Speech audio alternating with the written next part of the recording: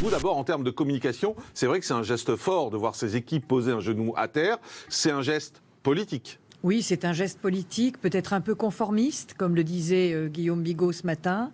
Mais bon, moi je trouve que ça aussi... Guillaume Bigot avait des propos plus durs. On l'a entendu dans le sommaire. Ses propos étaient beaucoup plus violents que conformistes. Il disait qu'ils n'avaient rien dans le cerveau, les joueurs. Alors, il a conclu par ça. Ouais. Mais en réalité, bon, il parlait d'abord de conformisme. Moi, je trouve aussi que c'est peut-être un peu conformiste. Mais finalement, je trouve pas ça si mal, dans le sens où ça porte les valeurs d'une manière collective, dans un sport qui a été très décrié et qui a été quand même aussi vilipendé pour certaines pratiques qui étaient moins éthiques, nous dirons. Mais les valeurs collectives, c'est quoi? Ça veut dire quoi? Que les Noirs sont des victimes? Parce que c'est Black Lives Matter. Mais pas seulement les Noirs, je pense que c'est Every Life Matters. Et oui, c'est pas seulement le... C'est pas ça le slogan. Hein. Non, on est bien d'accord. Mais je pense que faire acte, si vous voulez, d'allégeance... À qui?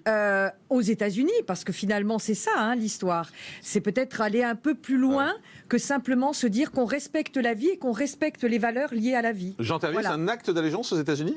De mettre le genou à terre? Je pense que dans ce sujet-là, il y a plusieurs grilles de lecture. Il y a la grille de lecture que vous, moi et ceux qui commentent la politique, on peut avoir, et celle que peuvent avoir les joueurs de foot, qui sont là, je crois, exclusivement dans le symbole de la défense, de la lutte contre le racisme et les discriminations, qui est très présente dans le football. Hein. On se souvient dans ces matchs de foot des cris de singe, etc.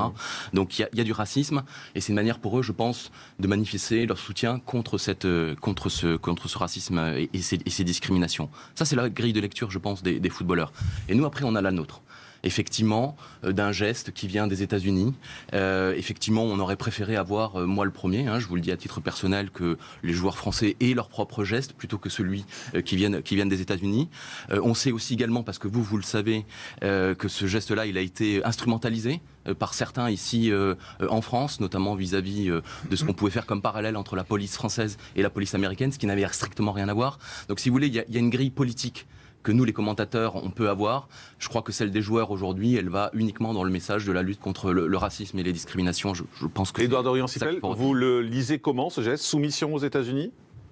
Les footballeurs sont des êtres politiques comme les autres. Ce sont des hommes et des femmes. Oui, mais ils comme représentent les la autres. France, là. Absolument. Et je crois que ce geste est un symbole. Et moi, j'aime bien les footballeurs qui s'impliquent. Et le racisme est une réalité. Le racisme tue. Tous les racismes. Et le racisme est une réalité pour la vie professionnelle du footballeur. Tous les ans, on a des cris de singe. Tous les ans, on a du racisme dans les stades. Donc aujourd'hui, c'est ce geste, bien entendu, qui vient d'un fait et d'un meurtre raciste par un policier aux États-Unis contre une personne de couleur noire. Mais c'est un symbole. Et comme tous les symboles, le geste dépasse d'où il provient. Mais c'est la soumission par rapport à qui? On se met à genoux par rapport à qui? En tout cas, c'est l'insoumission contre le racisme. C'est l'insoumission contre la bêtise. Et moi, je me souviens, parce que vous savez que je suis né au Brésil, j'avais 7-8 ans, et je me rappelle de Socrates, le frère de Rai, qui était un grand joueur de la sélection brésilienne et qui jouait à l'époque au Corinthians. C'était la dictature militaire. Il n'y avait pas de démocratie au Brésil. Nous étions dans les années 80. Et moi, je me souviens de demander à mon père, pourquoi Socrates lève le poing? Qu'est-ce qu'il dit?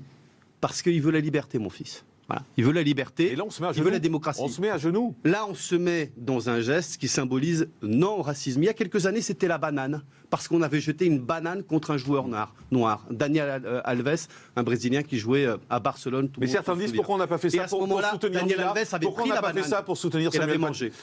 Je pense que ça dit aussi le racisme et l'intolérance contre aussi Samuel Paty. C'est tous les racismes. C'est un geste contre toutes les intolérances. Et vous savez quoi? C'est peut-être conformisme. Almazoya a l'air de pas trop y croire. Hein. Oui, moi je crois que ce matin il y a débat. Alors les gens qui sont défenestrés, et moi j'aime bien quand. Alors vous mettez deux genoux à terre. Écoutez Almazoya. Excusez-moi. Dans la société, j'aime bien quand les joueurs de football sortent de leur côté et qu'ils s'impliquent aussi dans les grands combats de la société. Attendez, quelqu'un qui est défenestré alors? Qu'est-ce qu'on fait? Je pense que c'est un genou à faire. Et pourquoi ce geste ne vaut pas pour les crimes de cette nature? Qu'est-ce qui vous dit? Faut le dire, alors. Interrogez Mbappé, et demain quand vous irez avec vos confrères en conférence de presse, mais posez-leur la question, ne me demandez pas à moi. Demandez en conférence de presse qu'est-ce que pense Mbappé du meurtre de Madame Halimi, de cette défenestration. Mais posez-leur la question. Là, ils manifestent un geste, à mon avis, qui s'applique tout à fait bien contre les gestes racistes. Mais ce sont des hommes comme les autres. Un footballeur est un politique. Alexis Villepelet.